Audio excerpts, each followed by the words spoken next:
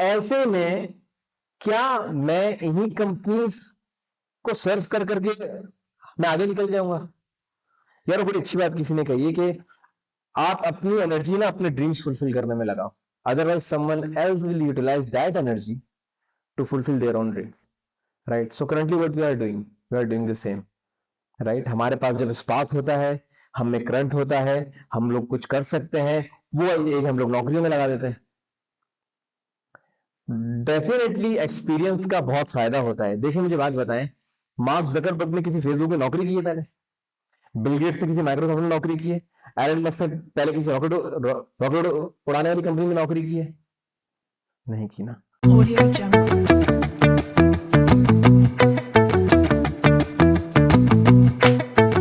Assalamu alaikum, this is your host Amir Ali and you are watching the 4th episode of Middle Class Podcast. आज के podcast के जो हमारे guest है, he is CEO, youngest CEO I have ever seen, mister Waqas. अस्सलाम वालेकुम वालेकुम अस्सलाम। Sir. First of all thank you so much, आप पॉडकास्ट में हैं हमारे। जज़ाकल्लाह, शुक्रिया आपका कि आपने मुझे मौका दिया। Thank you. अच्छा, मैं जैसे इंट्रोडक्शन में बताया आप एक सीईओ है कंपनी के, तो जी। First of all I want to know your journey. आपने अपनी जर्नी कैसे स्टार्ट की, स्पेशली आपका एजुकेशनल बैकग्राउंड क्या है, और अब तक का सीईओ का जो बनने का तक का सफर था कैसा रहा आपका? जो मेरी जर्नी है वो बहुत ही वॉलेटाइल है और काफ़ी डिसीजन मैंने हैपेजर्डनेस में लिए हैं। मैं डेफिनेटली किसी को रेकमेंड नहीं करूंगा सच डिसीजंस, बट ये है कि मैं ज़रूर शेयर करूंगा आप लोगों के साथ, क्योंकि हो सकता है कि कोई इसे सुन के और फिर अपने सर्कमस्टांसेस के हिसाब से इसे अप्लाई करे। बेसिकली मेरा जो प्रोफेशनल क्वालिफिकेशन है, I am an ACC qualified member, और मैंने कॉर्पोरेट फाइनेंस में तकरीबन 6 साल जॉब्स भी की हैं। उसके बाद मैंने जो हमारी चार्टर्ड अकाउंटेंसी सी है इसके भी कुछ पेपर्स क्लियर किए हैं, अल्हम्दुलिल्लाह फर्स्ट टाइम क्लियर किए हैं। उसके बाद फिर बस कुछ चीज़ें थी, 9 to 5 ग्राइंड्स आउट होना, एक माइंड सेट होता है, कुछ गैदरिंग से ही फर्क आता है, कुछ ऑफिस में गॉसिप्स होते हैं, कुछ बंदे का अपना खुद का माइंड सेट होता है। तो 9 to 5 ग्राइंड से भागने के चक्कर में आईटी की तरफ आए। कोड तो मैं 2012 से कर रहा था मैं, क्योंकि एक्सेल पे फाइनेंशियल मॉडल्स वगैरह बनाना और फिर पाइथन को यूज करके जुपिटर नोटबुक में मैनेजमेंट के लिए प्रेजेंटेशंस वगैरह क्रिएट करना और सारी चीजें। जब मैं आईटी की तरफ आया तो क्योंकि मेरी कोडिंग स्किल्स अच्छी थी तो वहां मुझे जरा थोड़ा इंटरेस्ट लगा कि यार पूरा दिन बैठ के वही बैंक रिकंसिलेशन और वही बीओडीज और वही क्वार्टर एंड मीटिंग्स और वो सब नहीं है, कुछ डिफरेंट है। एक मेंटर मिले जिंदगी में, एपटेक के सर जावेद अवान। बहुत ज्यादा उनके साथ टाइम नहीं गुजार पाए क्योंकि उन दिनों कोरोना वगैरह के इश्यूज चल गए थे, बट उन्होंने एक रास्ता दिखाया, उस तरफ आ गया। फिर आईटी में माशाल्लाह आया तो आईटी में फिर कुछ भी नहीं पता था, मेरे पास कोई इंजीनियरिंग की डिग्री नहीं है, बट सुम्मा अल्हम्दुलिल्लाह आज बहुत सारे जो इंजीनियर्स हैं वो मुझे रिपोर्ट करते हैं। तो मैं जब आईटी की तरफ आया तो फिर फ्रीलांस की तरफ गया तो वहाँ काफ़ी अच्छा माशाल्लाह 4 साल मैंने फ्रीलांस किया अपवर्क पे।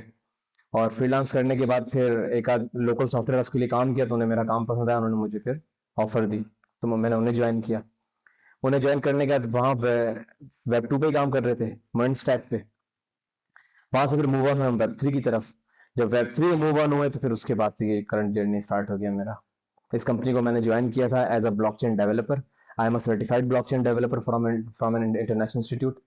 और ब्लॉकचेन में मैंने फिर माशाल्लाह खुद से ही अल्लाह पाक की तौफीक से इतना एक्सेल किया कि ओपन जैपलिन, जिनको ब्लॉकचेन का आइडिया उनको पता है ओपन जैपलिन क्या है, लाइक वेब 3 की बहुत बड़ा नाम है, इट्स अ जाइंट, राइट?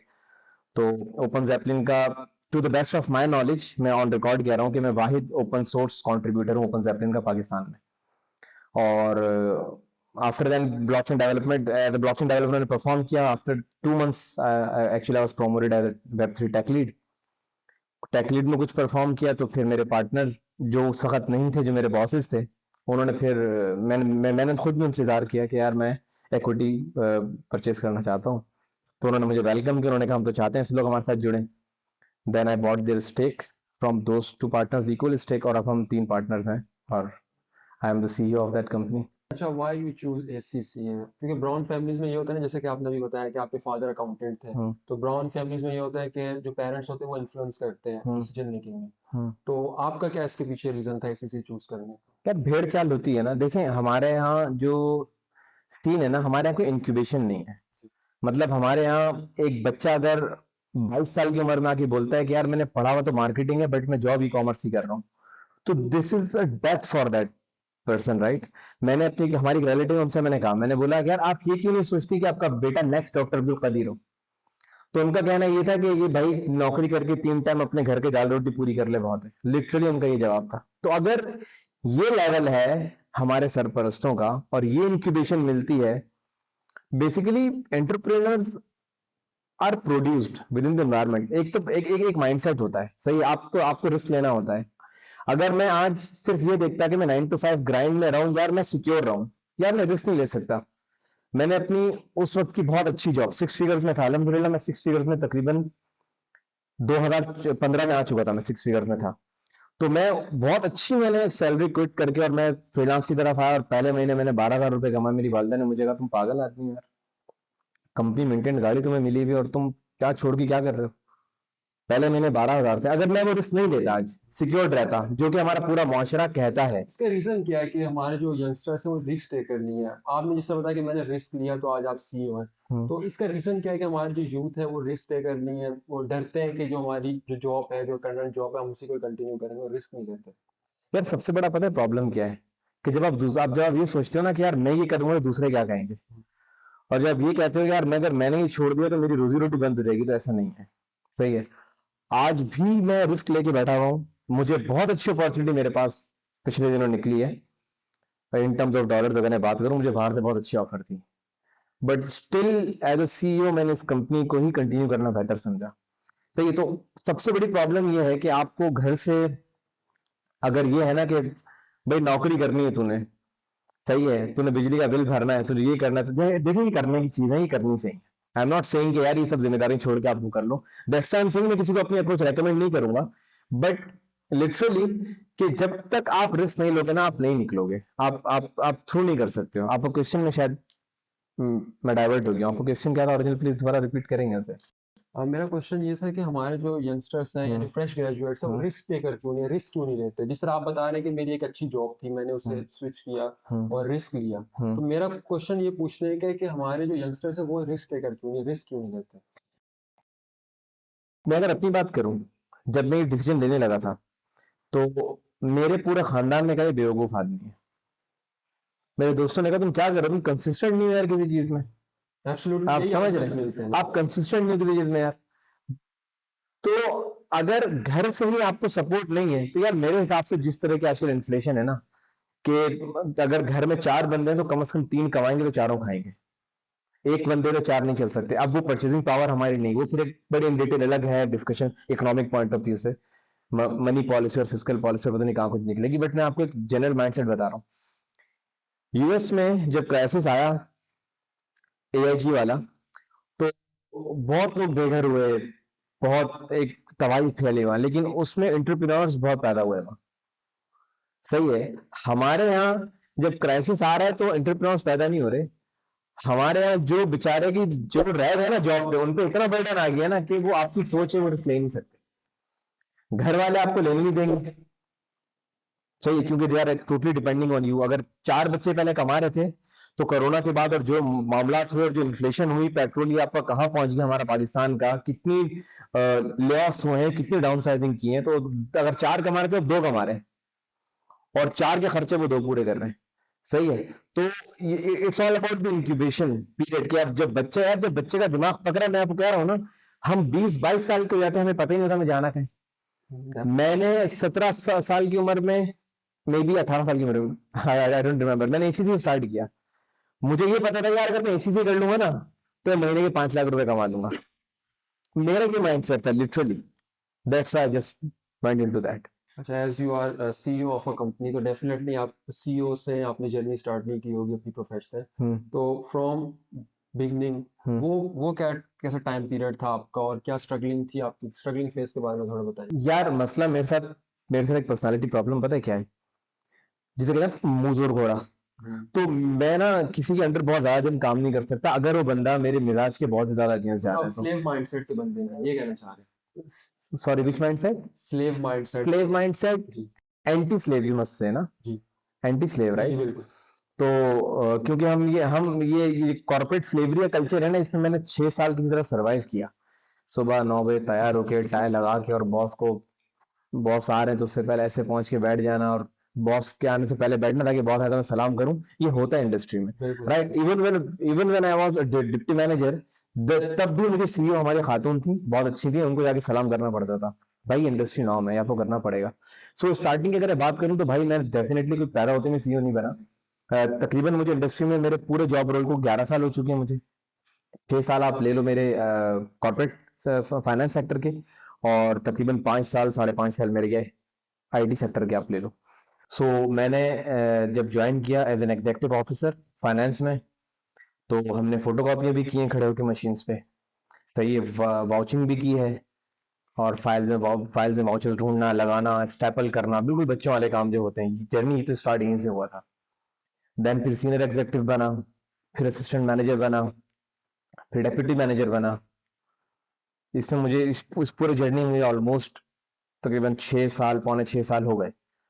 उसके बाद फिर जो है बस कीड़ा काटा कि यार ये 9 to 5 बहुत हो गई, I need to skip from it. क्योंकि आप जब आते हो, मतलब वो मेरा भी माइंडसेट था कि अगर मैं अकाउंट्स में ही रहता हूँ, देखें अकाउंट हर बंदे का अपना माइंडसेट होता है, किसी को भी कोई भी चीज सूट कर सकती है। मुझे उस वक्त ये आइडिया हो गया था कि यार अकाउंटेंट का फ्यूचर नहीं है, राइट? अब if you reach up to like 45 to maybe near to 50 years of age, आप किसी काम के नहीं रहते हो। अगर क्योंकि आपको अगर आप क्योंकि मेरा मानना यह है कि आपको आपसे कंपनी को आपसे कम सैलरी में आपसे अच्छा टैलेंट, फ्रेश टैलेंट मिल जाएगा, और एक दिन आएगा वो आपको रिप्लेस करेंगे। मैंने ये अपनी आंखों से देखा है, मैं नाम नहीं लेता हूँ कंपनी का, मैंने वहां अपने अपनी आंखों से ये चीज देखी है कि उनका उनका सेल्स, उनका जीएम सेल्स जो है, जिस बंदे ने उस कंपनी को खड़ा किया, अपना खून पिलाया 8-10 साल, वो बेसिकली गवर्नमेंट के टेंडर सबमिट किया करते थे, उन्हें किस तरह से पॉलिटिक्स के थ्रू वहां से आउट किया जा रहा था। तो ये चीजें मैं देख रहा था क्योंकि जब मैं आ गया इंडस्ट्री में, फ्रंट पे आया,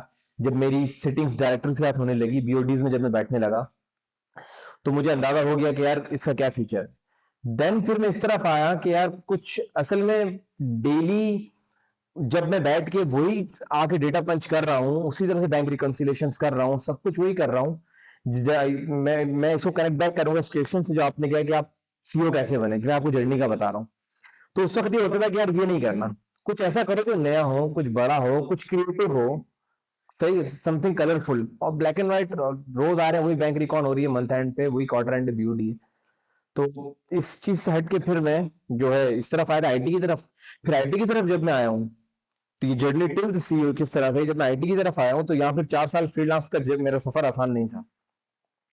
फ्रीलांस में आपको काम पकड़ना, काम करना, उसकी काम की फिर आफ्टर सेल्स, सही, आफ्टर सेल्स के बाद आफ्टर सेल्स भी आपको देखनी है, और नया प्रोजेक्ट भी आपने पकड़ना है। मेरा नेक्स्ट क्वेश्चन भी इसी से रिलेटेड है कि वो कहते हैं ना, धूल के डोल सुहाने होते दूर के हैं। ढोल हाँ, सुहाने होते हैं। तो सीईओ के रोल के बारे में बात करते हैं, क्या चैलेंजेस होते हैं उससे, और with in the company structurally और फिर आउटसाइड द कंपनी से रिलेशन मेंटेन करना होता है, क्या मेंटेलिटी क्या होती है एक टीम को लीड करने, कंपनी को लीड करने, अगर उसके बारे में बात अच्छा, अभी आपने क्वेश्चन किया कि मेरा क्वेश्चन इससे रेलेवेंट है कि दूर के ढोल सुहाने फ्रीलांस के हिसाब से। अब आपका क्वेश्चन ये है कि सीईओ की क्या चैलेंजेस होते हैं। करें। बिल्कुल तो फ्रीलांस के जब आप फ्रीलांस कर रहे हो ना, जैसे मैंने आपको बताया 4 साल फ्रीलांस किया, तो उसमें सीईओ भी आप होते हो, सेल्स उसमें जीएम सेल्स भी आप होते हो, उसमें डेवलपर भी आप होते हो, और उसमें डिलीवरी एंड डिस्ट्रीब्यूशन भी आप होते हो, और आफ्टर सेल्स भी आप ही होते हो, सही। तो उसमें ये बहुत बड़ा चैलेंज होता है, जिससे 4 साल में एक वक्त आया था मैं फेड अप हो चुका था।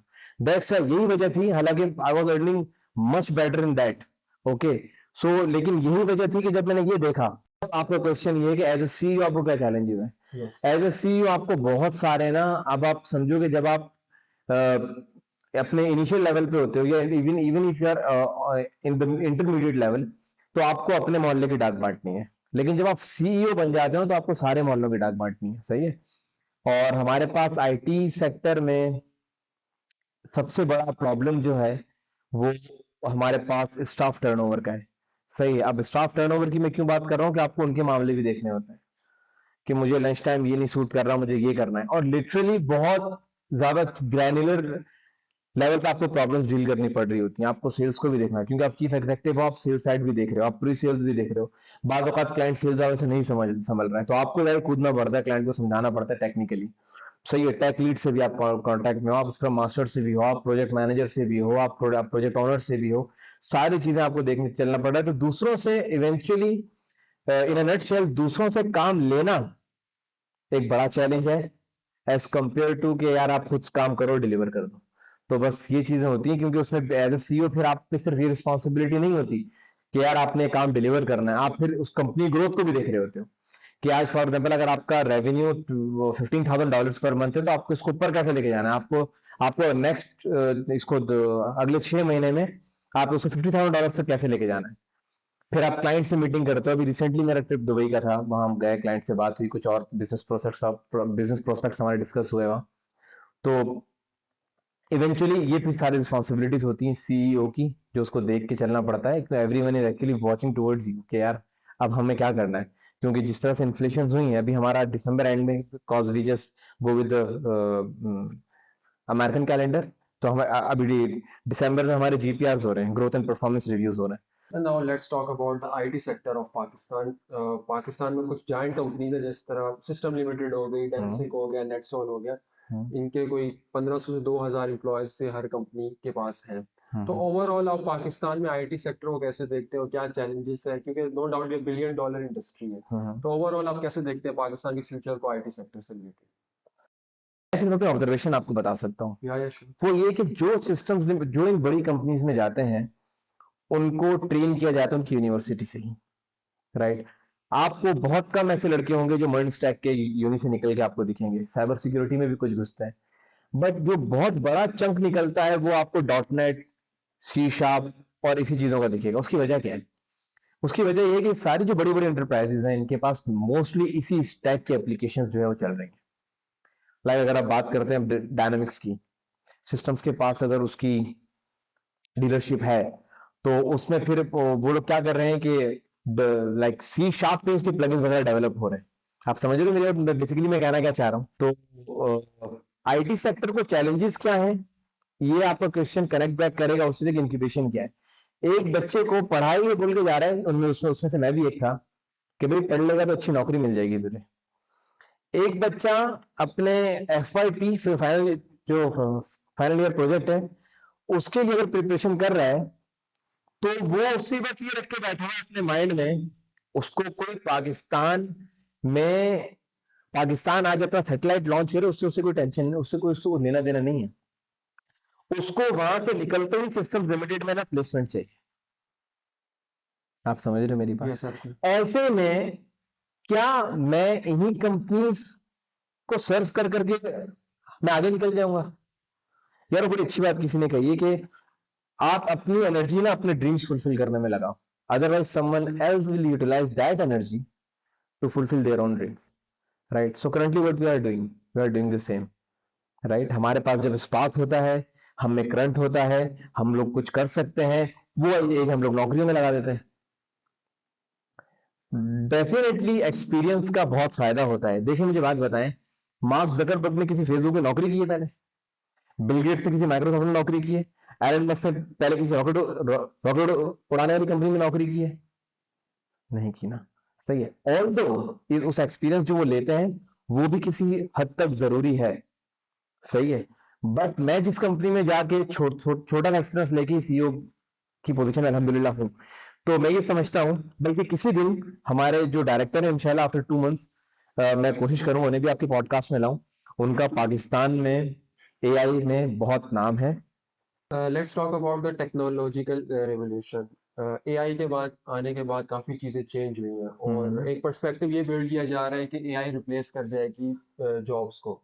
तो आप इसको ओवरऑल कैसे देखते हैं? क्या एआई जॉब्स को फ्यूचर में रिप्लेस कर देगी? और पाकिस्तान, अगर पाकिस्तानी पर्सपेक्टिव से देखा जाए, तो हम अपने स्टूडेंट्स को कैसे तैयार कर सकते हैं इस चीज़ों के लिए? एआई फ्यूचर को रिप्लेस कर जाएगी, दिस इज अ बुलशिट। आप मुझे मेरे पास एक बात का जवाब दीजिएगा, यस या नो में देंगे आप मुझे? ChatGPT 4 ChatGPT 5 बना सकता है? नहीं।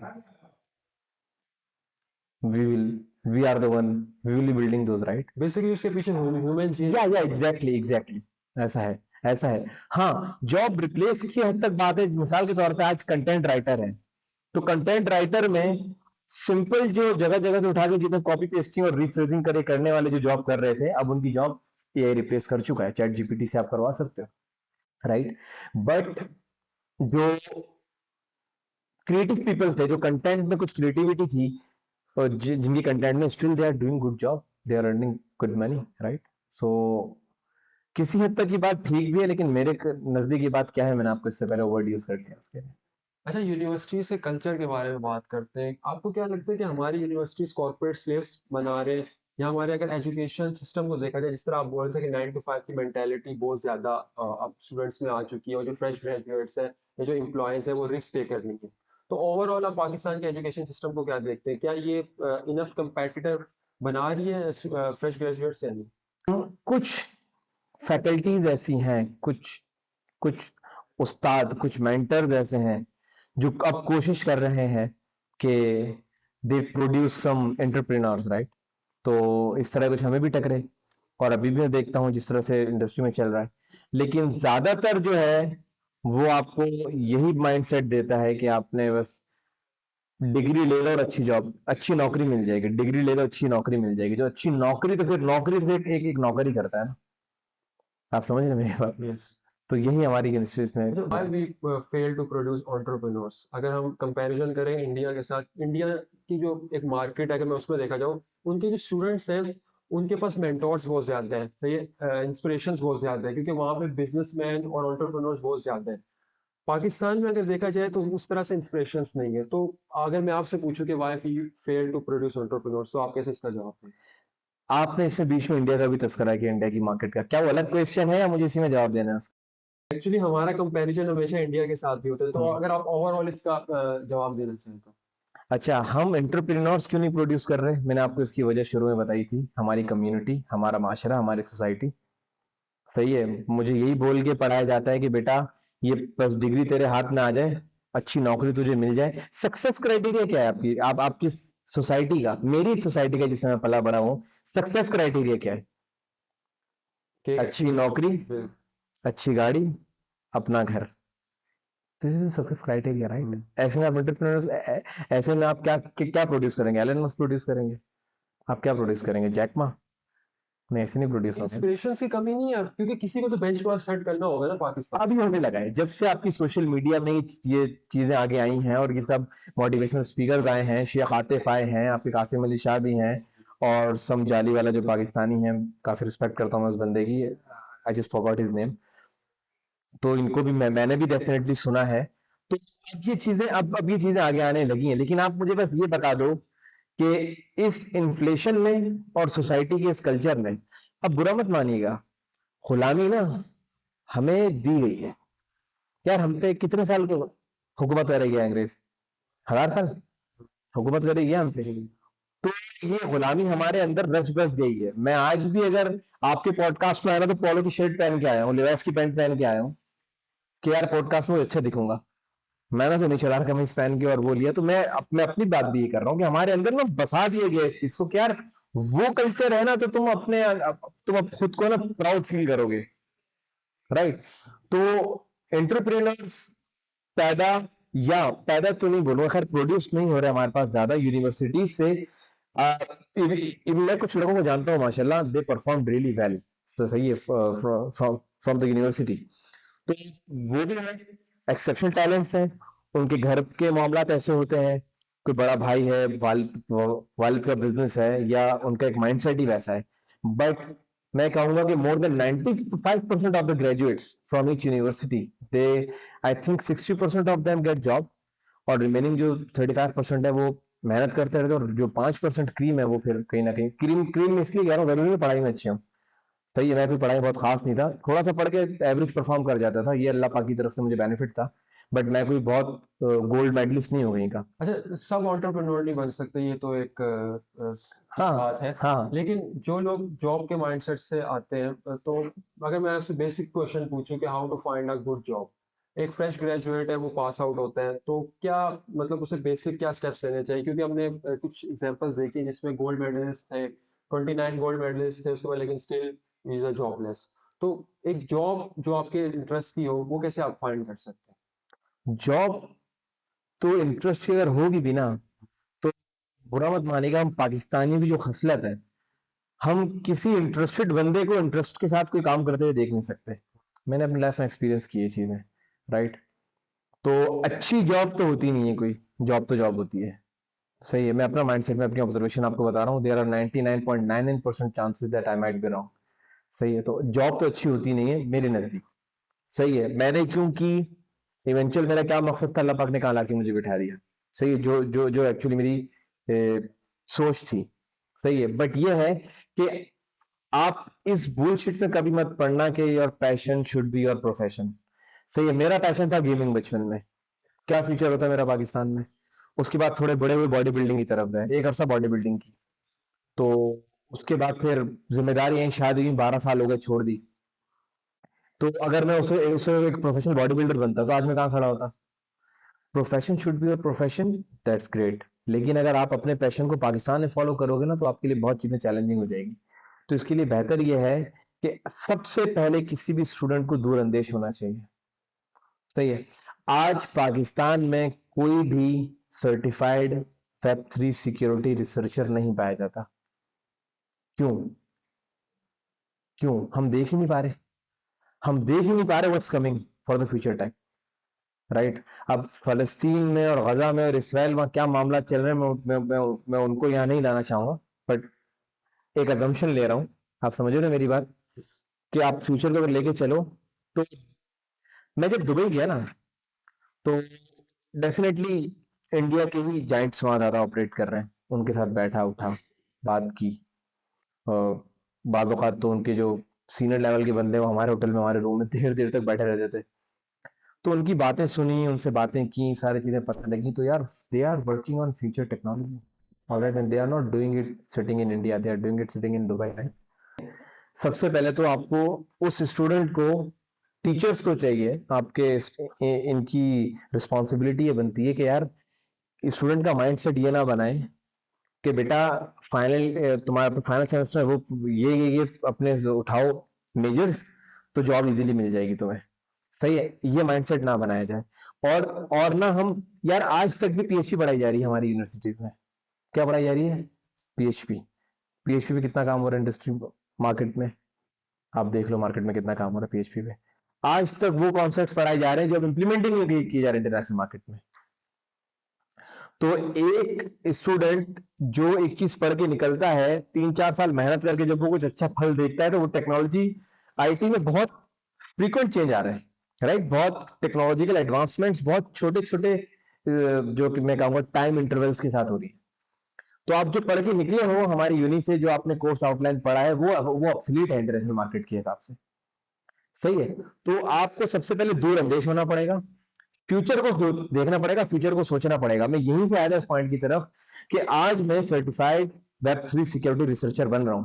कोई नहीं सोचता बनने का। सही है, मुझे किसी ने टर्म यूज की, ढेर होशियार है आप। सही है, तो it's okay, no problem at all, right? But at least, क्योंकि जिसने ढेर होशियार कहा ना, उसका कसूर नहीं है। मैं उन लोगों में बैठ के आया हूँ जो इस मेंटालिटी के लोग थे, उन्होंने मेरा माइंड बनाया ना यार। मुझे कोई ख्वाब तो नहीं आया है कि यार हमें इस पे काम करना चाहिए, अच्छा हमें इसकी तरफ जाना चाहिए। जो मेरे पार्टनर है, मैंने उनसे भी इस चीज पे डिस्कशन की है कि हमें इस इंडस्ट्री के इस पर्टिकुलर डोमेन को भी टारगेट करना है। पाकिस्तान में कोई नहीं कर रहा फिलहाल। तो तो फ्यूचर की बात कर रहे हैं, हम्म, तो आप ब्लॉकचेन, क्रिप्टो, इसका क्या फ्यूचर देखते हैं? Is it investable?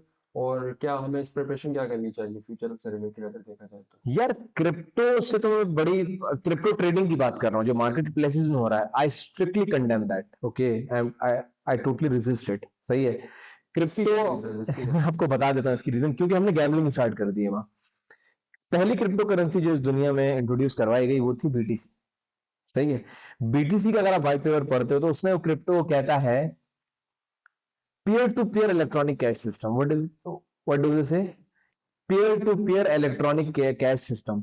हमने तो क्रिप्टो में एक अजाब मचा दिया, जुआरियों ने मार्केटें गर्म कर दी, कितने गरीब लोग डूब गए, अमीरों ने पैसे बनाने थे, पैसे बना के निकल गए। हाँ, अब क्रिप्टो जो है ना, वो ब्लॉकचेन का मेरे ख्याल से 5% भी नहीं है। ब्लॉकचेन की इंप्लीमेंटेशन सिर्फ क्रिप्टो पे नहीं है, आपको बहुत सारे यूज केसेस मिलेंगे जिसमें डिफाई, चले अगर मैं डिफाई की बात करता हूँ, डिसेंट्रलाइज फाइनेंस की, तो उसमें क्रिप्टो कहीं ना कहीं आ जाता है और इन्वॉल्वमेंट। आप डाओ देख लो, डिसेंट्रलाइज ऑटोनोमस ऑर्गेनाइजेशन है। सही, आप डाउस को देख लो। इसके अलावा और मल्टीपल और काफी सारे हमारे पास यूज केसेस हैं। हमारे हेल्थ केयर सेक्टर में इसकी इंप्लीमेंटेशन है, सप्लाई चेन मैनेजमेंट में इसकी इंप्लीमेंटेशन है। सही है।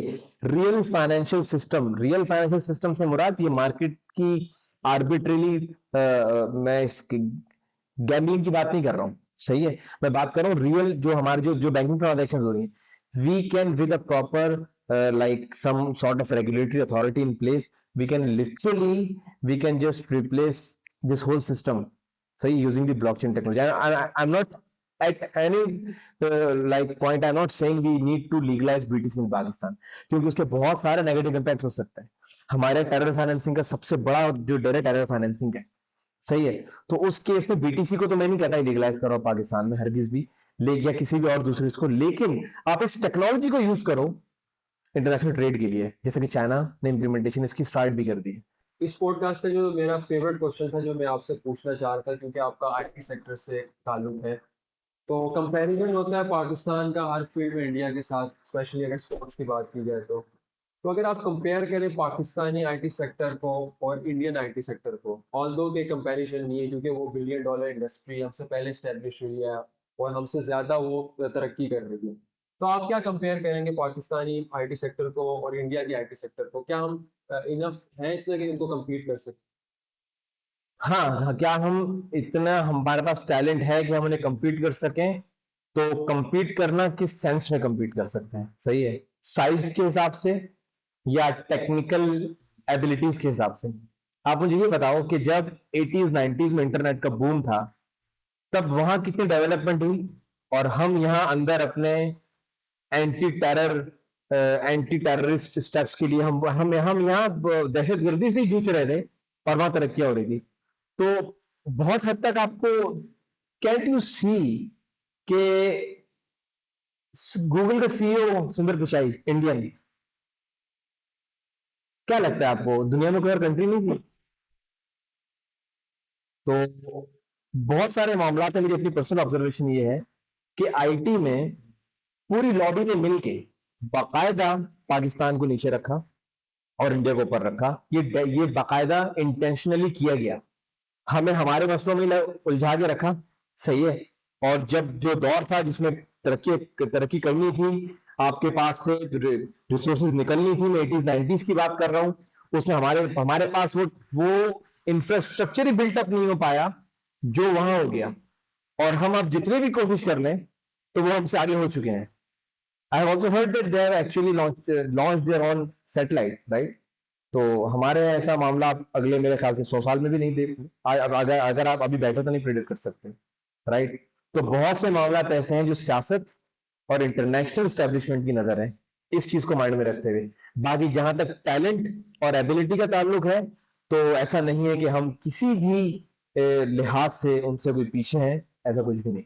Once again thank you so much podcast करने के लिए। Thank you so much. इंशाल्लाह अब आपसे मुलाकात होगी नेक्स्ट पॉडकास्ट में। अपना फीडबैक हमें ज़रूर हमारे साथ शेयर कीजिएगा और चैनल को सब्सक्राइब कीजिएगा। अल्लाह हाफ़िज़। Audio Jungle.